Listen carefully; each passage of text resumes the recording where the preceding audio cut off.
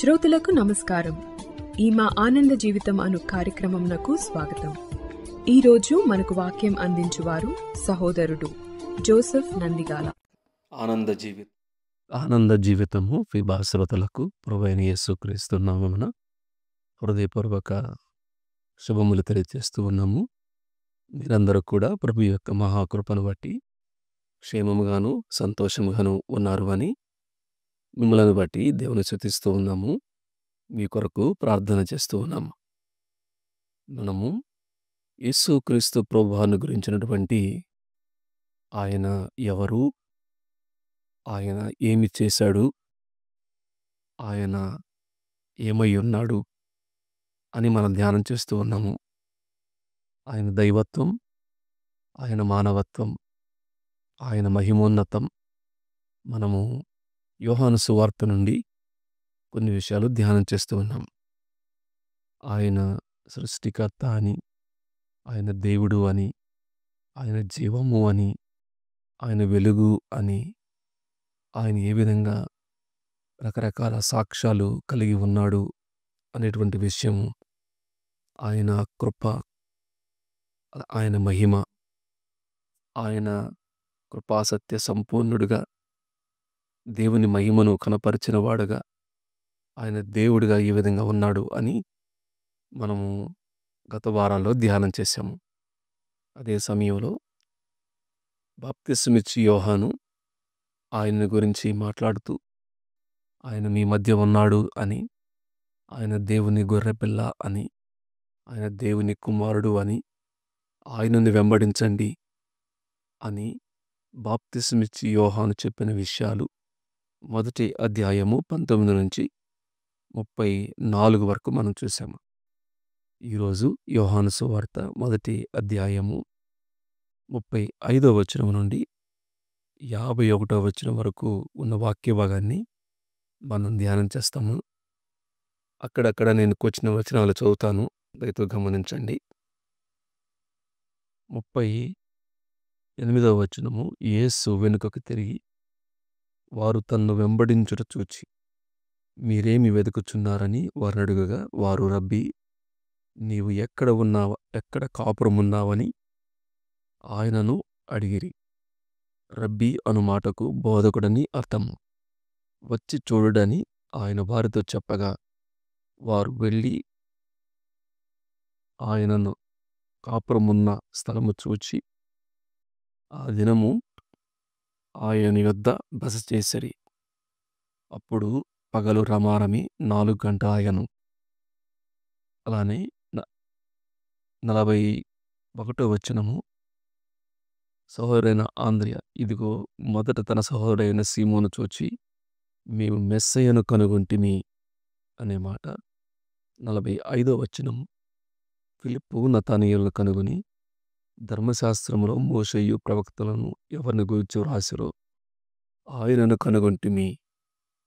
ఆయన యోసేపు కుమారుడైన నజరేయుడగు యేసు అని అతనితో చెప్పాను. చదువుబడిన వాక్య భాగాన్ని దేవుడు దీవించి ఆస్వాదించును గాక. ప్రియులారా, యోహాను గారు ఈ మొదటి అధ్యాయము 35వ వచనం నుండి 51వ వచనం వరకు ప్రత్యక్ష సాక్షులు యేసుక్రీస్తు ప్రభువారిని నేరుగా వ్యక్తిగతంగా తమ కంటితో చూచి ఆయనతో సంభాషణ చేసి ఆయనతో మాట్లాడి ఆయన ఎవరో, ఆయన ఏమై ఉన్నాడో అని తమ అనుభవం ద్వారా రుచి చూచినటువంటి వ్యక్తుల గురించి, వారిచ్చినటువంటి సాక్ష్యముల గురించి చెప్తున్నాడు. మనం ఈ విధంగా చెప్పుకోవచ్చు, ప్రత్యక్ష సాక్షులు వారి సాక్ష్యము ఏమిటనేది మనం ఇక్కడ యోహాను సువార్త మొదటి అధ్యాయము 35వ వచనం నుండి 51వ వచనం వరకు చూడొచ్చు. ఆయన మీ మధ్య ఉన్నాడు, ఆయన దేవుని గొర్రెపిల్ల, ఆయన దేవుని కుమారుడు, ఆయన్ని వెంబడించండి అని బాప్తిస్మిచ్చి యోహాను చెప్పిన తరువాత ఆయనను ప్రత్యక్షంగా కలుసుకొని కనుగొన్నటువంటి వారు చెప్పేటువంటి సాక్ష్యము ఇక్కడ రాయబడింది. ఇది ఎంతైనా అవసరమైనది. ఈ రోజుల్లో ఎన్నో అపోహలు, మనుషులు కల్పించినటువంటి ఎన్నో అపోహలు విస్తరించినటువంటి పరిస్థితుల్లో మనం ఉన్నాము. ఎంతో అపార్థం చేసుకున్నటువంటి అక్కడ ఆయన ఏమి చెప్పాడో, ఆయన ఏమై ఉన్నాడో కాకుండా ఎన్నో మాటలను అపార్థం చేసుకున్నటువంటి పరిస్థితుల్లో మనం ఉన్నాము. అనుమానించేటువంటి పరిస్థితుల్లో మనం ఉన్నాము.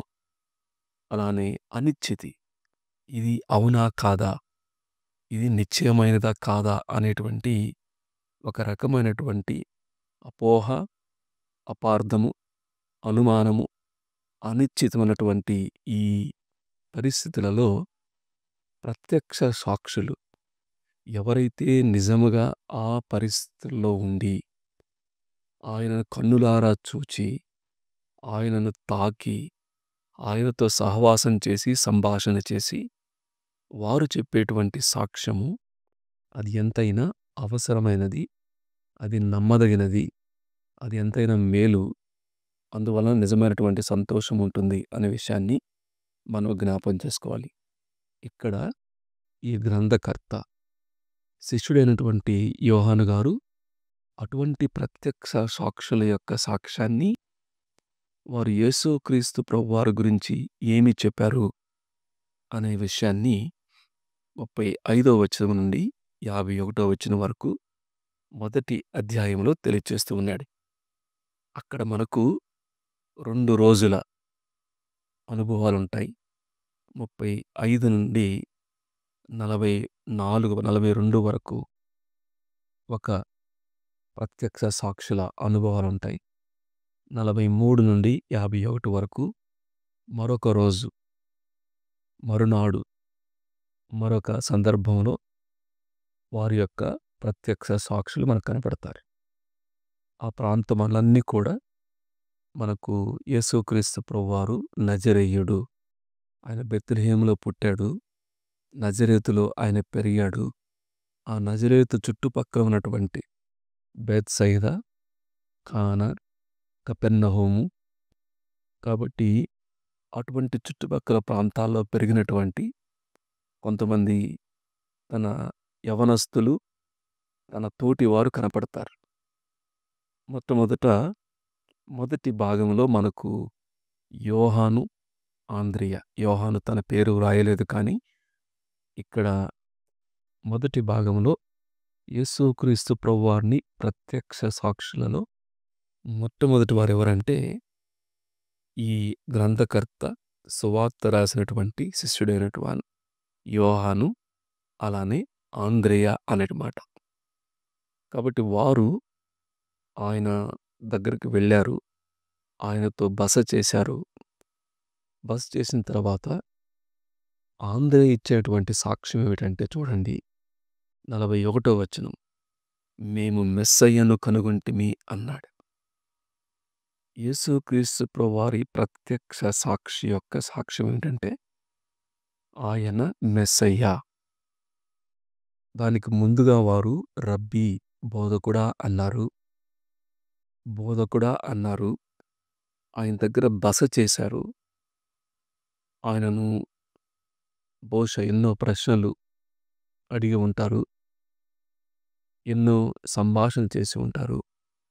తమ అపోహలు, అపార్థాలు, అనుమానాలు, అనిశ్చితి, వీటన్నిటికి కూడా ఒక జవాబు వారికి దొరికింది. ఇప్పుడు ఆయనతో సమయం గడిపిన తర్వాత వారు చెప్పేటువంటి సాక్ష్యం ఏమిటంటే మేము మెస్సయ్యను కనుగొంటిమి అన్నాడు. మెస్సయ్య అంటే అభిషక్తుడు. హీబ్రూ భాషలో మెస్సయ్య, గ్రీకు భాషలో క్రీస్తు. ఈ రెండిటి యొక్క భావన ఏంటంటే అభిషక్తుడు, అభిషేకించబడినవాడు అనేటువంటి మాట ఇక్కడ ఏముందో చూడండి. మెస్సయ్య అను మాటకు అభిషక్తుడని అర్థము అనే మాట. కాబట్టి మొట్టమొదట ప్రత్యక్ష సాక్షులు ఇచ్చినటువంటి సాక్ష్యం ఏమిటంటే ఈయన అభిషక్తుడు. అభిషక్తుడు అంటే ఒక ప్రత్యేకమైనటువంటి పని కొరకు నియమింపబడినవాడు. అనే విషయాన్ని మనకు అర్థమవుతుంది. యూదులు ఆనాడు ఒక మెస్సీయ కొరకు, అంటే తమను ఒక రాజ్యం నుండి విడిపించడానికి, సమాధానాన్ని తీసుకురావడానికి, పరిపాలన చేయటానికి, తమను మరలా రెస్టోరేషన్ అంటారు, పునరుద్ధరించడానికి, సమాధానం ఇవ్వటానికి, అలానే చక్కని జ్ఞానంతో పరిపాలన చేయడానికి మెస్సయ్య అని ఆయన వస్తాడు, అభిషేకించబడిన వాడు వస్తాడు అని వారు ఎదురు చూడటం మనం చూస్తాం. ఇప్పుడు వీరేమన్నారు అంటే, దేవుని గొర్రెపిల్ల, దేవుని కుమారుడు, కృపాసత్య సంపూర్ణుడుగా మానవుడిగా జన్మించినటువంటి యేసుక్రీస్తు ప్రభువారే ఆ మెస్సయ్య. పునరుద్ధరించేవాడు ఆయనే, సమాధానం ఇచ్చేవాడు ఆయనే, జ్ఞానముతో పరిపాలన చేసేవాడు కూడా ఆయనే అని వారికి అర్థమైంది. కాబట్టి నేర్చుకోవాల్సిన మొట్టమొదటి పాఠం ఏమిటంటే, నిజంగా యేసు ఎవరు అనేటువంటిది ఒక నిశ్చయంగా, ఏ అనుమానము లేకుండా, ఎటువంటి అపార్థాలకు తావు లేకుండా నీకు నిశ్చయం కలగాలి అంటే, ప్రభువు చెప్పినటువంటి మాట, వచ్చి చూడండి, come and you will know అన్నట్టు, వచ్చి చూడు అన్నాడు. వీళ్ళారా, ఈ వాక్యము వింటున్నటువంటి మీలో ఇంకా ఎవరైనా యేసుక్రీస్తు ప్రభువాని గురించినటువంటి ఒక అపోహ గాని, అపార్థం గాని, అనుమానం గాని, అనిశ్చితి గాని ఉంటే, ప్రభు ఇచ్చేటువంటి ఆహ్వానం ఏంటంటే, నా దగ్గరకు రండి, వచ్చి చూడండి. మీరు ఏమి వెతుకుచున్నారు? సమాధానమా? సంతోషమా? మీ పాప క్షమాపణ? నిజమైనటువంటి ఆనందమా? పరలోకమా? నిజమైనటువంటి దేవుడు ఎవరో అని వెతుకుతున్నారా? యేసుక్రీస్తు ప్రభువారు చెప్పేటువంటి మాట ఏంటంటే, వచ్చి చూడండి, నా దగ్గరికి రండి అని చెప్పన్నాడు. వీళ్ళారా, ఎవరైతే యేసుక్రీస్తు ప్రభువారి దగ్గరికి వస్తారో వారికి ఖచ్చితంగా అర్థమైంది ఏంటంటే, ఈయన అభిషిక్తుడు, ఈయన మెస్సయ్య, ఈయన ద్వారా మాత్రమే నా జీవితము పునరుద్ధరించబడుతుంది, రెస్టోర్ చేయబడుతుంది, పాప క్షమాపణ దొరుకుతుంది, నా పాపములు క్షమించి నన్ను నూతన వ్యక్తిగా చేస్తాడు, సమాధానాన్ని ఇస్తాడు, అలానే జ్ఞానము ద్వారా నన్ను నడిపిస్తాడు అనే విషయం వారికి అర్థమైందండి. కాబట్టి యోహాను, ఆంద్రేయ ప్రత్యక్షంగా ఆయనతో పాటు ఉన్నారు. ఆంద్రేయ ఇచ్చినటువంటి సాక్ష్యం ఏంటంటే, మేము మెస్సయ్యను కనుగొంటిమి అన్నాడు.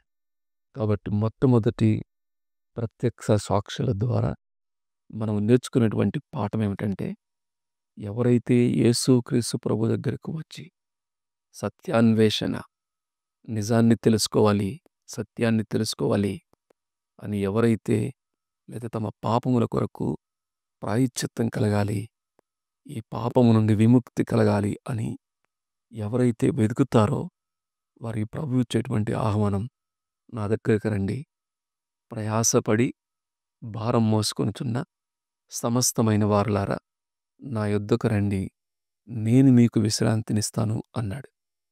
నా యొద్దకు వచ్చు వారిని నేనెంత మాత్రము త్రోసివేయను అన్నాడు. ఎవరైతే నిజంగా ప్రభు దగ్గరకు వస్తారో వారికి ఆయన ఒక బోధకుడుగా, ఒక స్నేహితుడిగా, ఒక దేవునిగా తన్ను తాను ప్రత్యక్షపరచుకుంటాడు. ఆయన వారితో మాట్లాడతాడు, వారి అనుమానాలు తీరుస్తాడు, వారి అపోహలు పోగొడతాడు, వారికి ఒక నిశ్చయాన్ని ఇస్తాడు. తద్వారా ఏమవుతుందంటే, యేసుక్రీస్తు ప్రభువారి నిజమైన దేవుడు, ఆయనే మెస్సయ్య అన్న సంగతి వారికి స్పష్టంగా అర్థమైంది. ఇది మొట్టమొదటి సాక్ష్యము అని ప్రభు పేరట మనం చూస్తున్నాను. రెండవ సాక్ష్యం ఏమిటంటే,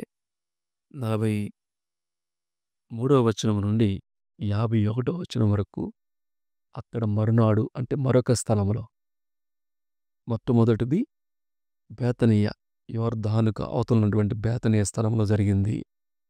రెండవది ఇటుపక్క యూదయ గలిలయ ప్రాంతంలో ఉన్నటువంటి ఆ యొక్క బేత్సయిదా, నజరేతు ఆ ప్రాంతంలో జరుగుతూ ఉంది. అక్కడ మరొక ఆయన సాక్ష్యం ఇస్తున్నాడు. ఫిలిప్పు అనేటువంటి ఆయనను యేసుక్రీస్తు ప్రభువారు నన్ను వెంబడించు అన్నాడు. ఈ ఫిలిప్పు యేసుక్రీస్తు ప్రభువారి మాట విని ఆయనను వెంబడించాడు. వెంబడించిన తరువాత ఈ ఫిలిప్పు ప్రత్యక్ష సాక్షి. నేరుగా యేసుక్రీస్తు ప్రభువారి మాట విన్నాడు. ఆయనను వెంబడించాడు. ఆయనతో సహవాసం చేశాడు, సంభాషణ చేశాడు. ఇప్పుడు ఈ ఫిలిప్ ఇచ్చేటువంటి సాక్ష్యం చూడండి. 45వ వచనము. ఫిలిప్పు నతానీయేలును కనుగొని, ధర్మశాస్త్రమును మోషేయు ప్రవక్తలను ఎవరిని గూర్చి వ్రాసిరో ఆయనను కనుగొంటిమి అన్నాడు.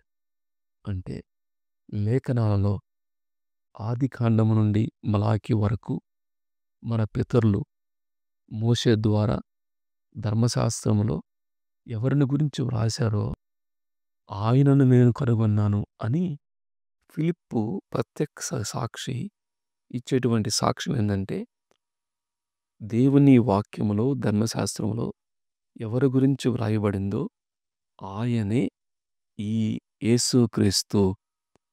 మన మధ్య మనతో పాటు ఉన్నటువంటి ఈ యేసుక్రీస్తు ప్రభువే మనం ప్రవచన సారము. ఎంతో కాలము నుంచి ఎదురు చూస్తున్నటువంటి మన పితరులు మోషే ప్రవక్తలు చెప్పినటువంటి ఆయన ఈయనే అని వారికి అర్థమైంది. కాబట్టి యేసుక్రీస్తు ప్రభువారు వారిని గురించి ప్రత్యక్ష సాక్షి ఇచ్చేటువంటి మరొక సాక్ష్యం ఏంటంటే, ఈయన వాక్యంలో చెప్పినటువంటి ధర్మశాస్త్రంలో ఎవరి గురించి వ్రాయబడిందో ఆయన ఈయనే అని చెప్పినటువంటి సాక్ష్యాన్ని మనం చూస్తాం. కాబట్టి 2 విషయాలు మనం జ్ఞాపకం చేసుకోవాలి. 1, ఆయన మెస్సయ్య అభిషిక్తుడు. 2, దేవుని వాక్యములో ఎవరి గురించి చెప్పబడిందో ఆయన ఈయన అనేది. మరొక వ్యక్తి ఉన్నాడు, ప్రత్యక్ష సాక్షి నతానీయేలు అనేటువంటి వ్యక్తి. ఆయనేమన్నాడు అంటే, నీవు దేవుని కుమారుడవు, ఇశ్రాయేలు రాజువు అన్నాడు. 49వ వచనంలో నీవు దేవుని కుమారుడవు, ఇశ్రాయేలు రాజువు అన్నాడు. కాబట్టి ఈ సమయంలో యేసుక్రీస్తు ప్రభువారిని గురించి ప్రత్యక్ష సాక్ష్యం ఏంటంటే, ఆయన బోధకుడు అని, ఆయన మెస్సయ్య అని, ఆయన లేఖనాల్లో చెప్పినటువంటి వ్యక్తి ఆయనే అని, దేవుని కుమారుడు అని, రాజు అని వారు ఆయన గురించి అనుభవించి చూసి వారు ప్రత్యక్షంగా సాక్ష్యం మనం చూస్తాం.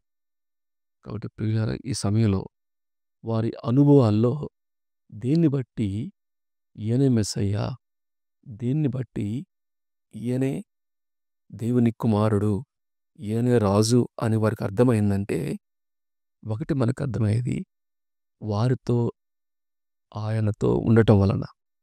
2, ఆయన సర్వజ్ఞాని అన్న సంగతి వారికి అర్థమైంది. సర్వజ్ఞాని అన్న సంగతి అంటే ఆయన వీరు ఎవరో అని తెలుసు, వీరు ఏమవుతారో అని తెలుసు, వీరు ఎక్కడ ఉంటారో అని తెలుసు, వీరి అంతరంగము అని తెలుసు, వీరి బాహ్యము అని తెలుసు.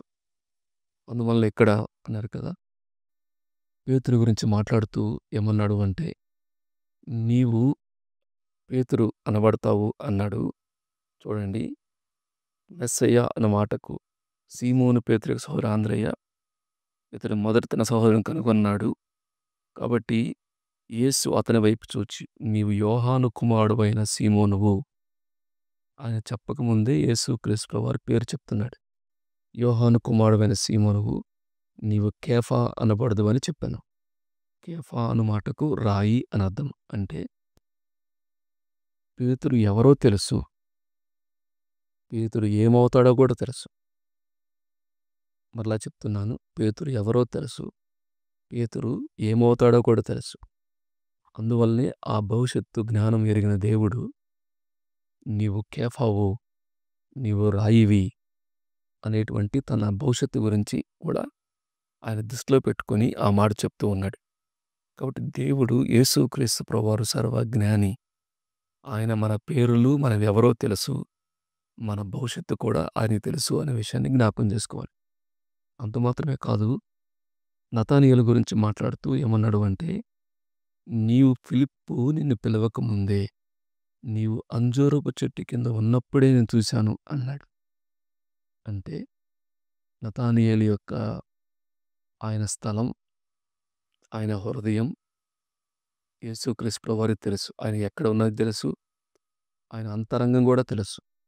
ఇదిగో ఇవి నిజముగా ఇశ్రాయేలీయుడు, ఇతడు కపటము లేనివాడు అని నతానీయేలు గురించి సాక్ష్యం ఇచ్చాడు. కాబట్టి యేసుక్రీస్తు ప్రభువారు సర్వజ్ఞానిగా ఇక్కడ వారికి స్పష్టంగా అర్థమైనట్టుగా మనం చూస్తాము. ఒకటి, ఆయన కేవలం బోధకుడు, మెస్సయ్య, దేవుని కుమారుడు, రాజు మాత్రమే కాదు, ఆయన దైవ లక్షణములు కలిగినటువంటి సర్వజ్ఞానిగా వారికి అర్థమైంది కాబట్టి వారు ఆయన గురించి సాక్ష్యం ఇచ్చినట్టుగా మనం చూస్తాం. కాబట్టి ఈ సమయంలో ఈ వాక్య భాగంలో నుంచి ఒక వ్యక్తి ఏ విధంగా దేవుని దగ్గరకు ఆకర్షింపబడతాడు అంటే, ఒకటి సీకింగ్ సోల్ అంటాం. అంటే ఇక్కడ వారికి ఉన్న ఒక లక్షణం ఏంటంటే వెతకటం, వెతుకుట. పిల్లారా, నిజమేంటి, అబద్ధమేంటి, లేకపోతే ఏది యథార్థమైనది, ఏది యథార్థమైనది కాదు, ఏది నీతి, ఏది దుర్నీతి అనేటువంటి ఎవరైతే నిజమైన దేవుడెవరు, అబద్ధమేంటి అని ఒక సత్యాన్వేషణ, ఒక వెదికేటువంటి హృదయం, అదే సమయంలో నిజంగా పాప క్షమాపణ ఎక్కడ దొరుకుతుంది అనేటువంటి ఒక వెతికేటువంటి స్వభావం అటువంటి వ్యక్తులు మనకి కనబడుతున్నారు. యోహాను, ఆంద్రేయ వెతుకుతున్నారు.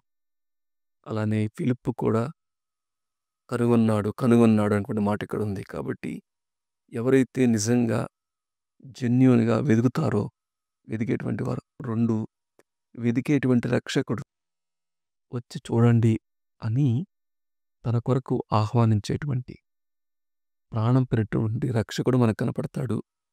అదే సమయంలో ఎవరైతే ఈ అనుభవించారో ఆయన ప్రేమను, ఆయన కృపను, ఆయన రక్షణను అనుభవించి పరిశుద్ధులయ్యారో వారు కూడా వేరే వారిని కనుగొనడం మనం చూస్తాం. అర్థమవుతుంది అనుకుంటాను. సీకింగ్ సోల్, ఏ సీకింగ్ సేవియర్, ఏ సీకింగ్ సెయింట్ అంట. వెదికేటువంటి సత్యాన్వేషణ, వెదికేటువంటి వ్యక్తి, అదే సమయంలో వెతుకుతున్నటువంటి రక్షకుడు, అలానే వెతుకుతున్నటువంటి పరిశుద్ధులు, సాక్ష్యం ఇచ్చేటువంటి పరిశుద్ధులు, రక్షించేటువంటి వెతుకుతున్నటువంటి దేవుడు, అలానే వెతుకుతున్నటువంటి మనుషులు, ఈ మూడు కలిసినప్పుడు అద్భుతంగా, ఆశ్చర్యంగా దేవుని దగ్గరకు రావటము, పాపక్షమాపణ పెట్టటము, ఆయన శిష్యులు అవటం మనం చూస్తాం. కాబట్టి ఈ సమయంలో నేను ముగించేటప్పుడు మొట్టమొదట వచ్చి చూడండి అని చెప్పినటువంటి ప్రభు దగ్గరకు ఇంకా ఎవరైనా దూరంగా ఉంటే ఆయన యందు విశ్వాసం ఉంచండి, ఆయన నమ్మండి. నమ్ముకున్న వారు ఏం చేయాలి అంటే ఈ రక్షకుని ఎక్కువగా అర్థం చేసుకుంటూ అనేక మందికి ఈ రక్షణ సువార్తను, ఈ యేసుక్రీస్తు ప్రభువారిని పరిచయం చేయడానికి, ఈయన మెస్సయ్య, మేము కనుగొన్నాము, మీరును వచ్చి చూడండి అని ఆ ప్రేమను పెంచేటువంటి అనుభవంలోకి పరిశుద్ధాత్మ దేవుడు నడిపించునుగాక. దేవుడి వాక్య భాగాన్ని దీవించి ఆస్వాదించునుగాక. ఈ కార్యక్రమమును గూర్చి మీ సలహాలు మరియు మీ ప్రార్థనా అవసరతల కొరకు మమ్మను సంప్రదించవలసిన మా ఫోన్ నంబర్ 9480585039 మరియు ఈమెయిల్ ఐడి info@fibaonline.org. మా ఫోన్ నంబర్ మరొకసారి 9480585039. Email ID info@fibaonline.org.